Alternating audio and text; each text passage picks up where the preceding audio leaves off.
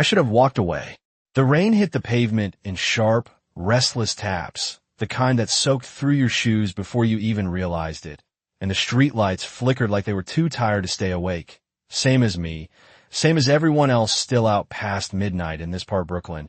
And I remember pulling my jacket tighter, counting the steps to my apartment like it mattered, like getting inside would fix anything, when I saw him, standing right in the middle of the crosswalk like he didn't understand.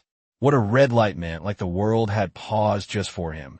And for a second, I thought he was waiting for someone, maybe a parent running behind, maybe a babysitter on the phone, but there was no one, just him small, maybe 6 years old, dressed too well for this neighborhood, a dark coat that probably cost more than my rent, shoes too clean for the rain, and eyes that didn't belong to a child, not lost exactly, not crying, just still like he was listening to something I couldn't hear.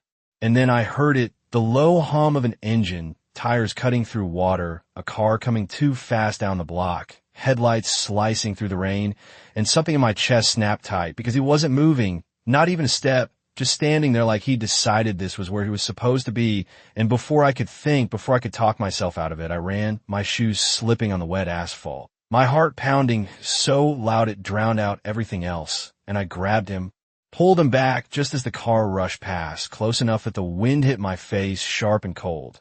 And for a second, we both just stood there, my hands on his shoulders, his small body steady like none of that had even happened. And I looked down at him, breathless, my voice coming out softer than I expected. Hey, are you okay? But he didn't answer. Not with words, just looked at me, really looked, like he was trying to decide something important.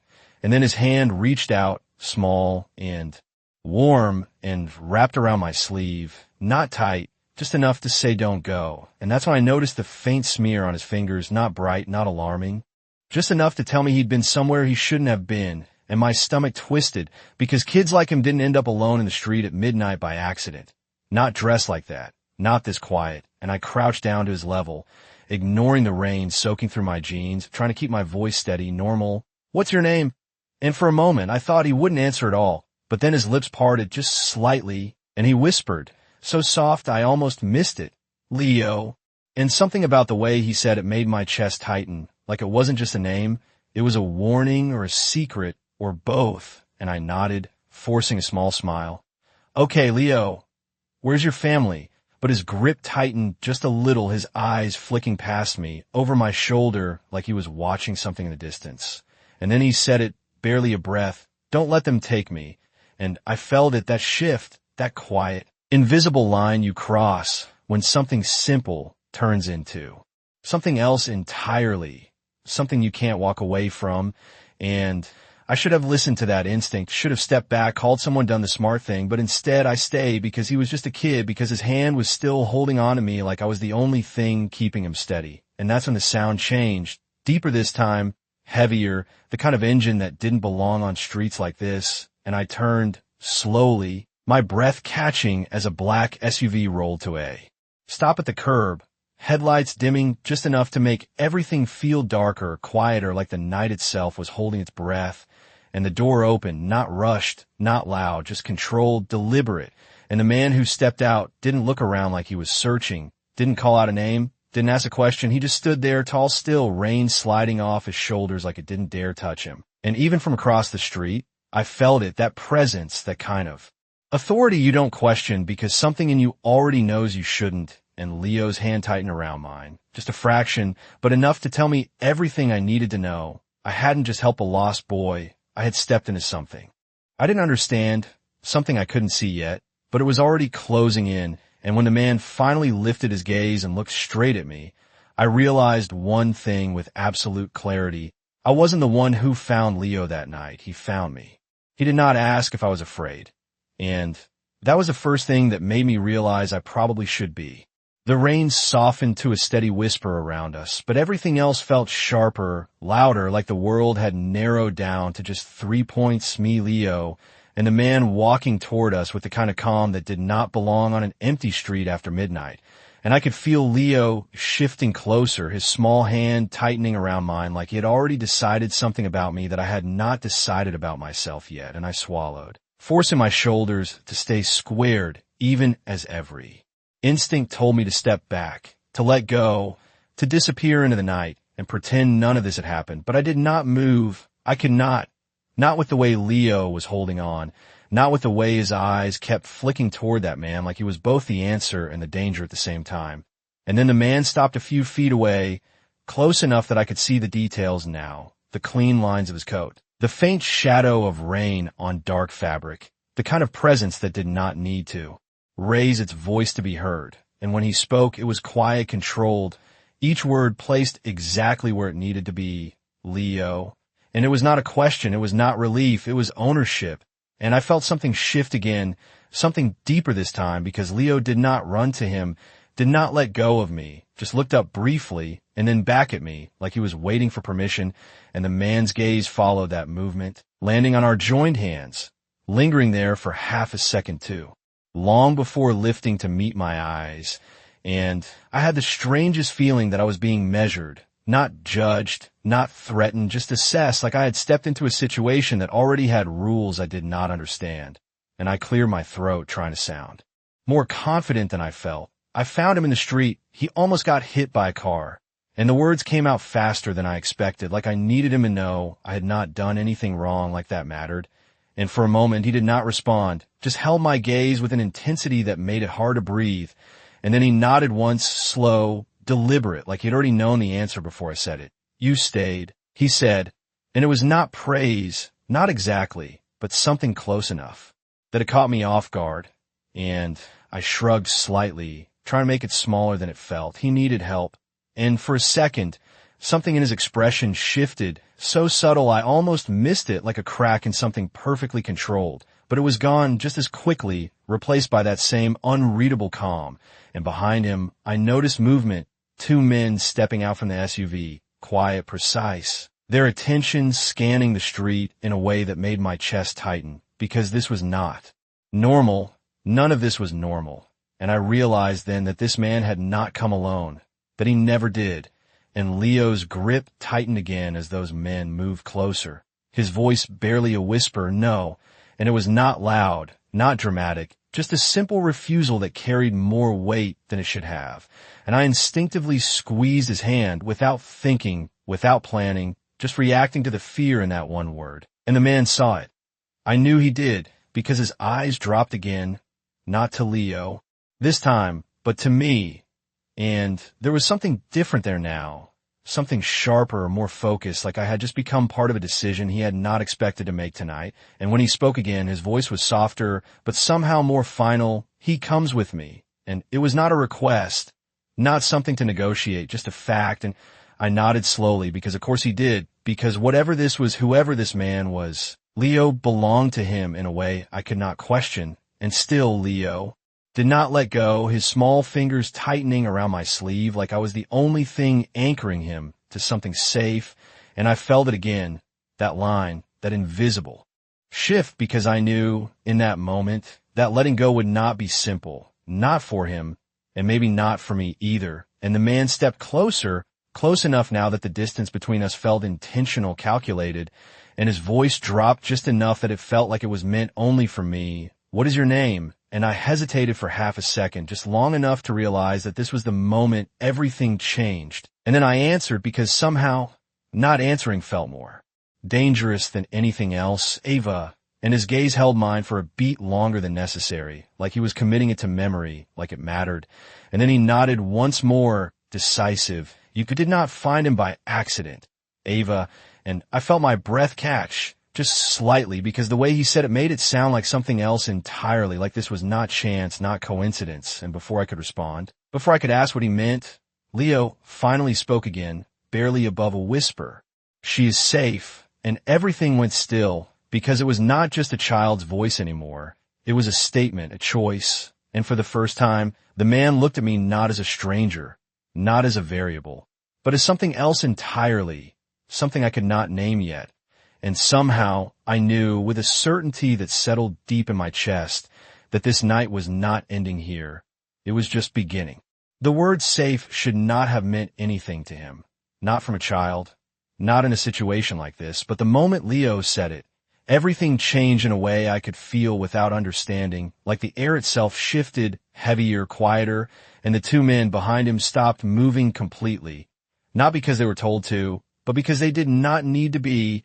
and the man in front of me held my gaze for a second longer. Something unreadable flickering behind his eyes before he looked down at Leo. Again, and this time, when he spoke, his voice carried something different. Not softer, but more precise, like every word mattered more than before. "Leo, come here." And for the first time since I'd seen him, Leo hesitated, his small fingers tightening around my sleeve, his body pressing just slightly closer to my side.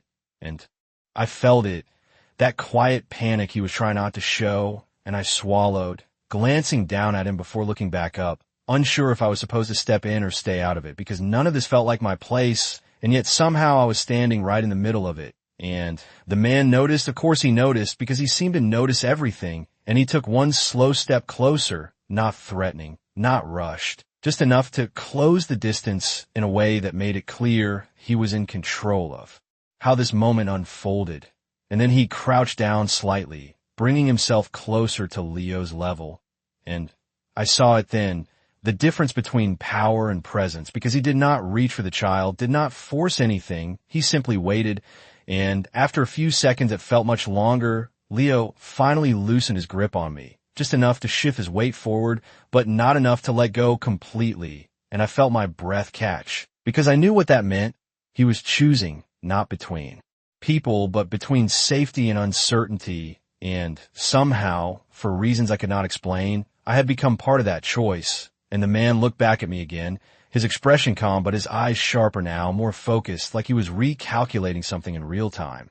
And when he stood back up, his voice returned to that controlled, measured tone. "You are coming with us," and for a second I thought I had misheard him, the words landing slower than they should have, because that was not how this was supposed to go. I was supposed to step back, to hand Leo over, to walk away and go back to my small apartment and my normal life. And I blinked, my grip tightening slightly around Leo's hand without meaning to. "I'm not going anywhere," I said, the words coming out steadier than I felt, because if this man expected me to just get into a car with strangers in the middle of the night, then he clearly did not know me at all, and something about that seemed to almost amuse him, not in a mocking way, just in a quiet acknowledgement, like I had confirmed something he had already suspected, and he tilted his head just slightly, studying me.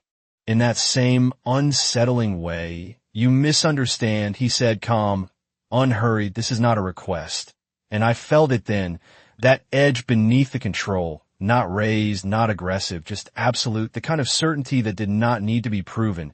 And for a moment, I considered refusing again, considered pulling Leo back and stepping away. But Leo's hand tightened suddenly, his voice barely audible. "Please." And that one word did what nothing else could. It cut through everything, the fear, the confusion, the instinct to protect myself, because this was not about me anymore, not really. And I exhaled slowly, my shoulders dropping just a fraction as I looked down at him, then back at the man, and I nodded once, small but deliberate. "I'm not leaving him," I said, and this time there was no hesitation in my voice, no doubt, just a line drawn that I did not even realize I was capable of drawing until that moment. And for a second, the man simply watched me, and then almost imperceptibly, he nodded back, as if that answer had been the only acceptable one. And he turned slightly, gesturing toward the SUV with a single motion that his men immediately understood without a word. The doors opening smoothly, the interior dim but waiting, and the rain seemed quieter now, softer, like the night itself was giving way to whatever came next. And as I took a step forward, Leo still holding my hand, I realized something I could not ignore anymore. I was not being taken, not. Exactly, I was being brought in, and somehow, that felt even more dangerous. The door closed with a quiet, solid sound that felt heavier than it should have, like something final had just happened, even though we had only just begun.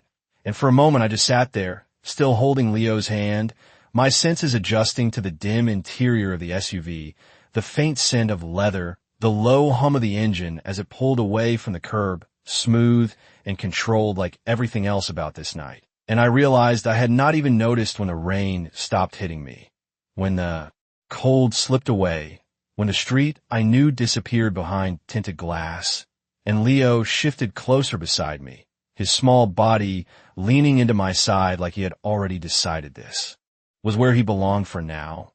And I swallowed, trying to steady my breathing, trying to make sense of the fact that I had just gotten into a car with a man I did not know in a situation that made no sense, and yet somehow I did not feel panicked. Not in the way I should have, just alert, aware, like every detail mattered more than usual, and across from us the man sat with that same composed stillness, one arm resting casually. His posture relaxed, but not careless, like even at ease he was, always in control, and his eyes moved once, briefly, from Leo to me, then back again, as if confirming something, and for a few seconds, no one spoke, the silence not awkward, just intentional, and I found myself breaking it before I even realized I would. You could have just taken him, I said, my voice quieter than before but steady. You did not have to bring me, and the words hung there, simple, but not really, because what I meant was why? Why me? Why this? Why anything about tonight? Felt like it was unfolding with purpose instead of accident. And he looked at me then, fully this time, his gaze direct but not harsh. And there was something almost thoughtful in it, like he was deciding how much to say. And then he answered calm, precise. He would not have come without you. And I felt Leo's hand tighten slightly, confirming it without words, and I glanced down at him. Then back up, my brows pulling together just a little. He is a child, I said. He would have gone. Eventually, and for the first time, there was the faintest hint of something like disagreement in his expression, subtle but unmistakable. No, he said, simply, and that one word carried more certainty than anything else, and I felt it again, that shift in understanding, because this was not about control, not in the way I expected. This was about something else, something deeper, something that made a 6-year-old boy choose who he trusted without hesitation. And I leaned back slightly, processing that, letting the quiet settle again for a moment before I asked the question that had been sitting at the edge of my mind since the street. Who are you? And the moment the words left my mouth, I knew it was not a small question, not something people usually asked him directly, and the air changed just slightly, not tense, but more focused, like I had stepped on a ground that required more care, and he watched me for a second, then answered without hesitation, Adrian Volkov, and the name landed heavier than it should have, unfamiliar but significant in a way I could not explain, and I nodded slowly, repeating it once in my head, letting it settle. Ava Carter, I said, even though he already knew, even though it felt like he had known the moment he asked. And his gaze held mine for a fraction longer, as if acknowledging that exchange as something more than just names, something like a line being drawn between two worlds that had just collided. And then Leo shifted again, his head leaning lightly against my arm, his voice soft but clearer now. I told you, he murmured, not to me exactly, not to Adrian either, just into the space between us. She is safe. And this time, when Adrian looked at me, there was no calculation, no distance, just a quiet, settled recognition, like a decision had been made that did not need to be spoken out loud. And as the city lights blurred past the window, fading into something quieter, something more distant, I realized I was no longer wondering where we were going. I was wondering what I had just become a part of, because whatever this was, it was not temporary, and somewhere deep down, I knew it had already begun to change. Everything. The city changed before I realized we had left it behind. The buildings growing quieter, the streets wider, the noise fading into something distant and controlled, and I found myself watching the reflections of passing lights glide across the tinted window, like they belonged to another life entirely, one that had nothing to do with me anymore. And Leo's head rested more fully against my arm now, his breathing slower, steadier, like whatever fear had been holding him together was finally loosening its grip, and I did not move, not even an inch, because something about the way he leaned on me felt important, like shifting even slightly might break whatever fragile trust he had placed there, and across from us, Adrian had not looked away for more than a second at a time, not in an obvious way, not watching like someone suspicious, but like someone who understood the value of noticing everything, and I became aware of it slowly, the way his attention moved, the way nothing escaped him, not Leo's breathing, not the way my hand adjusted slightly to make him more comfortable, not even the moment I finally exhaled after holding tension I had not realized was there. And it should have made me uneasy being observed like that, but instead it made me aware, like I was being seen in a way that did not feel invasive, just exact, and I looked back at him before I could stop myself. My voice quieter now, less defensive, more certain. He was not lost, I said, and it was not really a question, more like something I'd already started to understand, and Adrian's expression did not change. But there was a pause, just long enough to confirm I was right, and he nodded once. Deliberate, no. And that single word settled heavier than anything else he had said so far, because it meant everything I had felt on that street was real.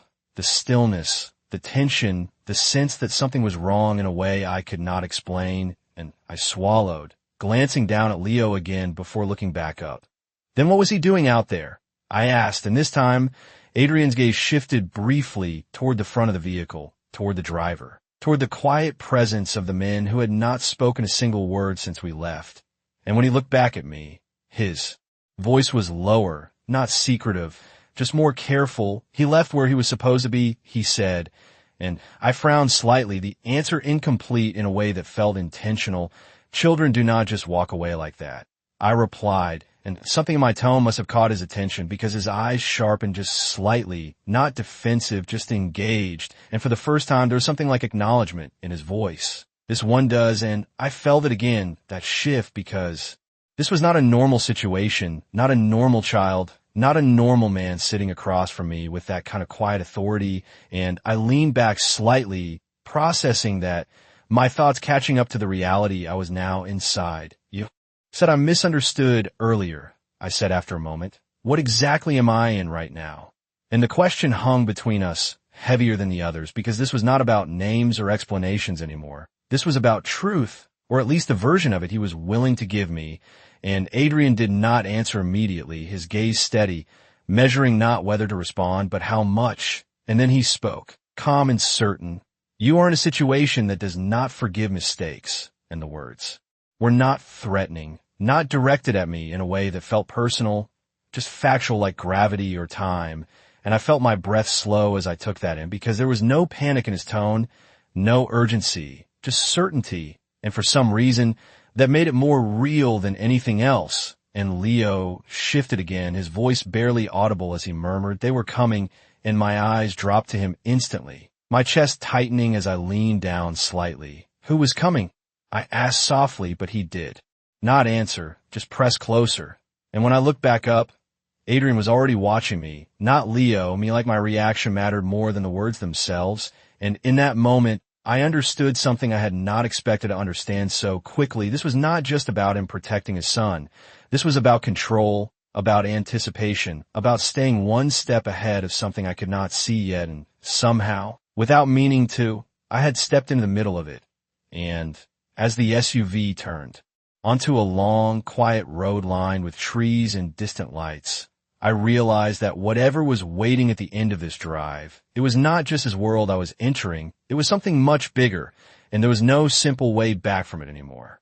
The road stretched longer than I expected, the kind of private stretch that did not show up on maps you used every day, lined with tall trees that swallowed the city behind us until it felt like we had crossed into something quieter, something more controlled.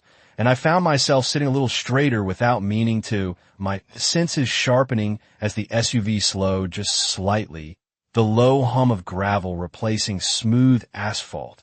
And Leo stirred beside me, not fully awake but aware, enough that his fingers tightened again around my sleeve, like he felt the shift too, like he knew we were somewhere different now. And I glanced down at him instinctively, my voice barely above a whisper. It is okay, I said, even though I was not entirely sure what okay even meant anymore. And he did not respond, just leaned closer, trusting the words more than the situation. And that did something to me, something I could not ignore, because trust, like that was not given easily. Not by a child who had just whispered that someone was coming for him. And across from us, Adrian had not moved, not in any noticeable way, but I could feel the shift in him too, the way his attention sharpened as the vehicle approached whatever waited ahead. And then I saw it, the gate's tall iron rising out of the darkness like something permanent, something that had been there long before tonight and would remain long after it. And they opened without hesitation as we approached, no delay, no question, just recognition. And that told me more than anything else could. This was not just a home. It was a place that operated on its own rules, its own timing. And as we passed through, the world outside disappeared completely, replaced by wide open space, soft lights lining a long driveway that curved towards something I could not fully see yet, and I felt my breath slow again. Not because I was calmer, but because everything here moved with intention, nothing rushed, nothing uncertain, and it forced you to match it whether you wanted to or not. And Leo shifted again, his head lifting slightly as he looked out the window, his voice soft but steadier now. "We are home," he said, and the word landed differently than I expected. Not comfort, not relief, just recognition, like this place was not just where he lived, but where everything made sense to him. And I followed his gaze, finally seeing the house as it came into view, large, quiet, lit just enough to reveal its shape without giving anything away. And for a second, I forgot to breathe because it did not feel like a house at all. It felt like something else entirely, something built to last, something that did not invite you, in so much as allow you to enter.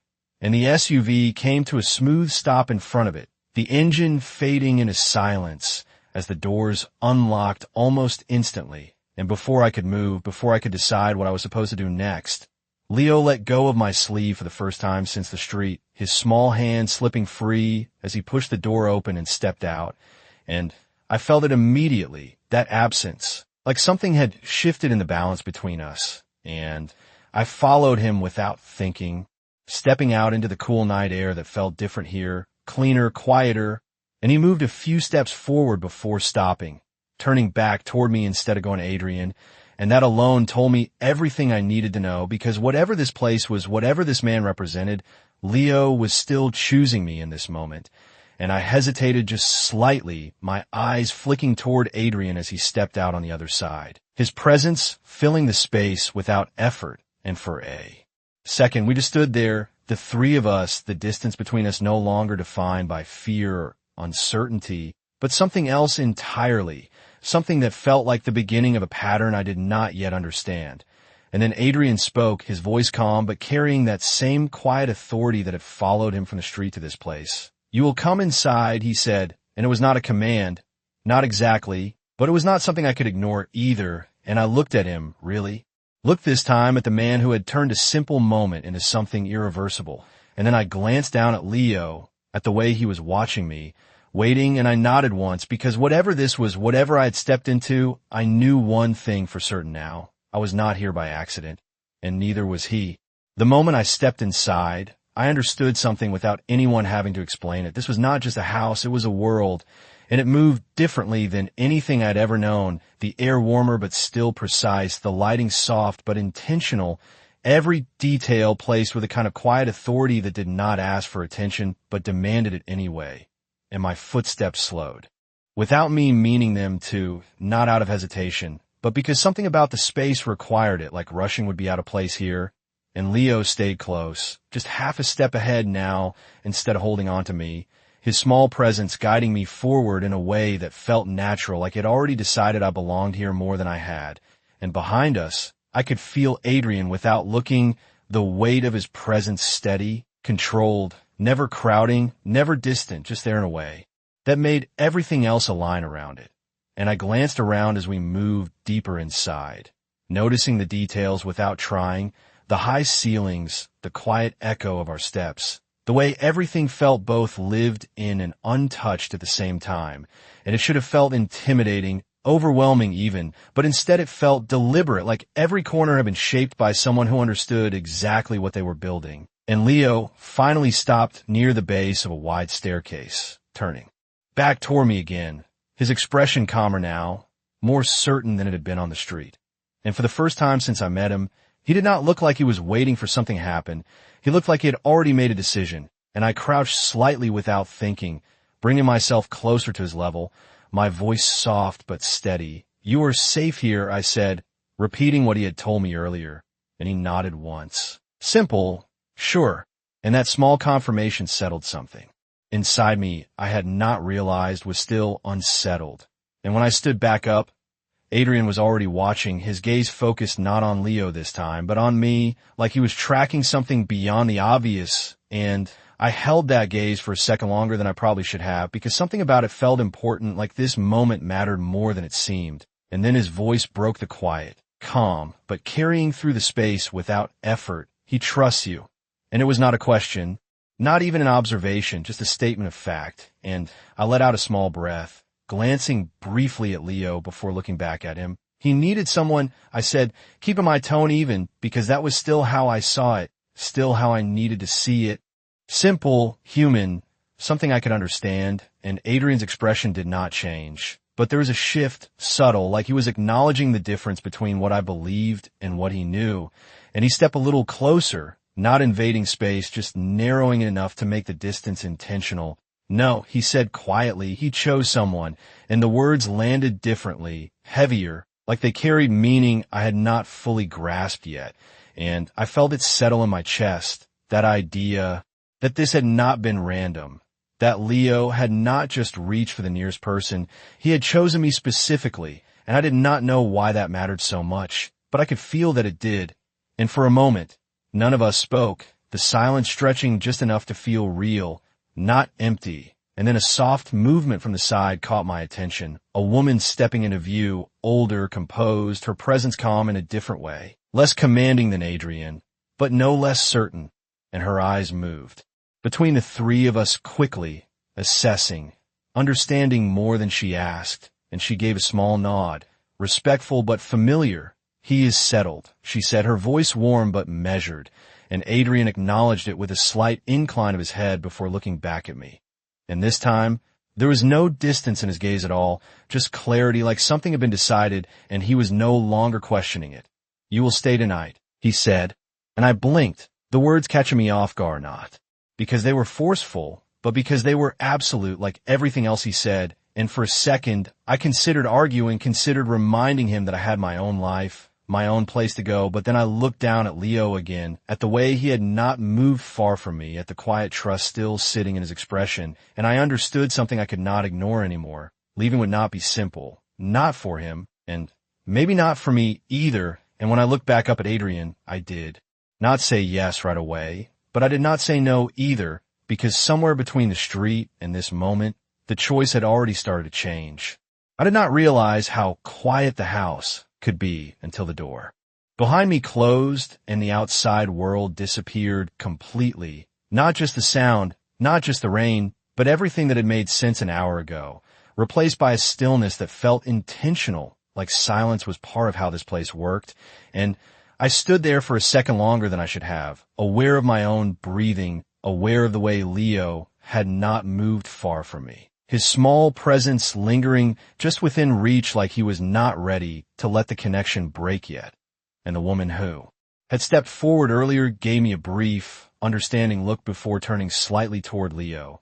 Her voice softer now, almost familiar. Come, we'll get you settled. And Leo hesitated just for a moment, his eyes flicking back to me in that same quiet way he had on the street, not asking permission exactly, but waiting for something, and I gave a small nod without thinking. Because somehow I understood that he needed it, and that was enough, and he followed her then, slowly at first, then, with more certainty, disappearing down a hallway that seemed to absorb him into the structure of the house itself.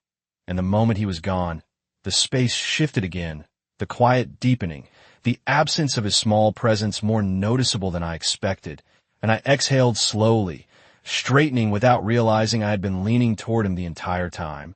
And when I turned back, Adrian was still there, exactly where he had been, as if he had not moved at all.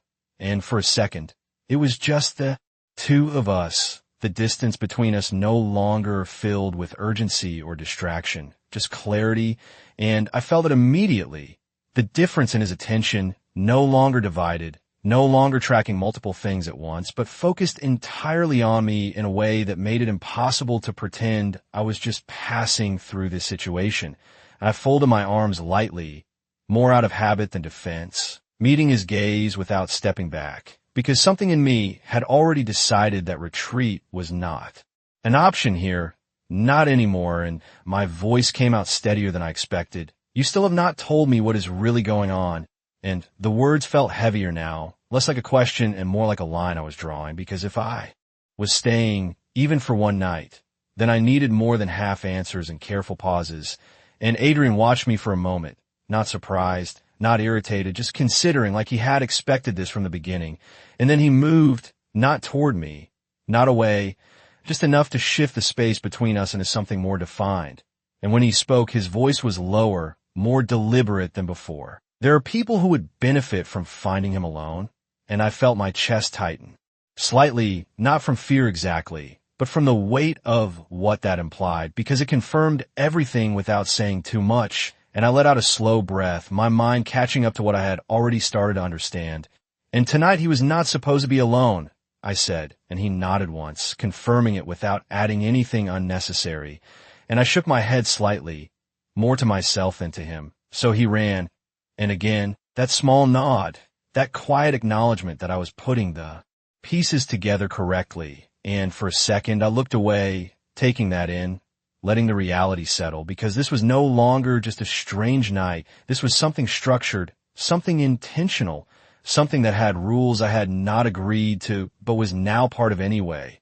And when I looked back at him, there was something different in my expression, less uncertainty, more awareness. And now I am here because he chose me, I said, repeating his earlier words without meaning to.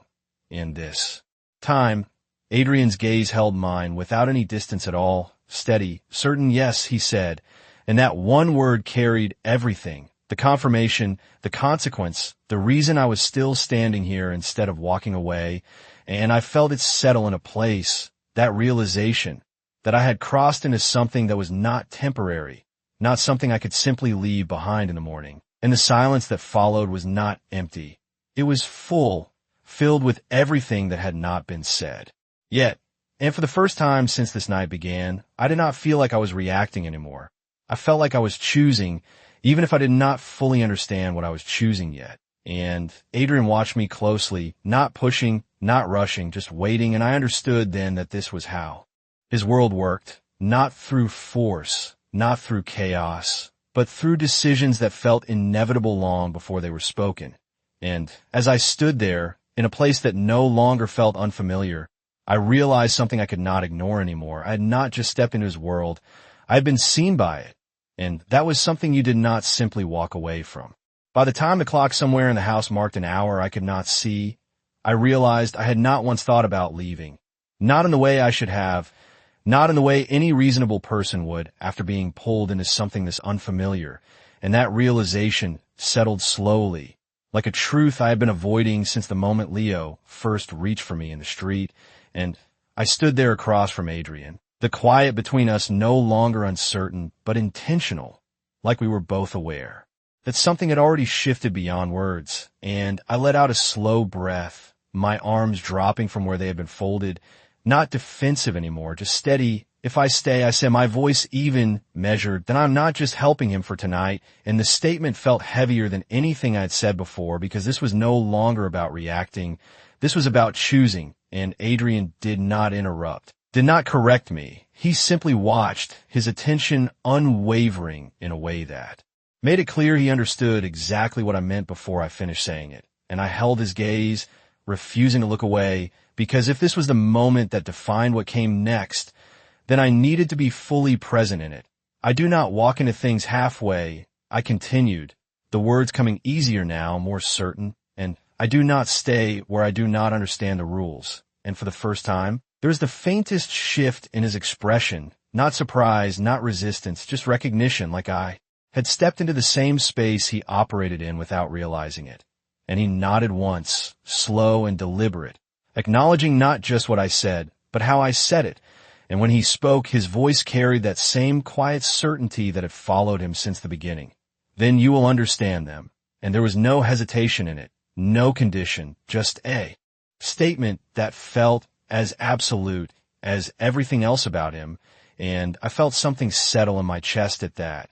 Not comfort exactly, but clarity, like the ground beneath me had finally stopped shifting, and I nodded once in return, because for the first time since this night began, I was not guessing anymore, I was deciding, and the silence that followed was different, not filled with questions, but with agreement, unspoken but real. And somewhere deeper in the house, I could hear faint movement, distant, controlled, the rhythm of a place that never truly slept. And it reminded me that this world did not revolve around moments like this. It continued regardless, structured, deliberate. And I glanced briefly toward the hallway Leo had disappeared into, my voice softer now, more grounded. "He is not afraid of you," I said. And it was not an accusation, not even a question, just something I had noticed, something that did not fully align with everything else I had seen, and Adrian followed. My gaze for a brief second before looking back at me. And there was something different in his answer this time, not softer, but more personal. He is not afraid of what he understands. And the words lingered because they said more than they seemed to. And I felt it again, that deeper layer beneath everything, the part of him that was not immediately visible. The part that explained why Leo had not run to him, but had not run from him either. And I exhaled slowly, letting that settle, because this was not just about power or control. This was about something more precise, something that balanced on trust in a way I had not expected to find here. And when I looked back at Adrian, I did not see just a man who had stepped out of a black SUV in the rain. I saw the center of something much larger, something structured, something that did not break easily. And I realized then that whatever this was, whatever I had stepped into, it was not chaos. It was order, just not the kind I was used to. And that made it both more dangerous and more real at the same time. And I took a small step forward without thinking, closing the distance just slightly, not out of challenge, not out of hesitation, but because it felt like the natural next step. And his gaze did not shift, did not pull back. It met me exactly where I stood. And for a second, everything else faded, the house, the night, the questions that would come later, leaving only the certainty of this moment. And I understood it then, fully, without doubt. I had not just helped a lost boy in the street. I had stepped into a world that did not forget. And as I stood there, facing the man who ruled it, I knew one thing with absolute clarity. Whatever came next, I was already part of it.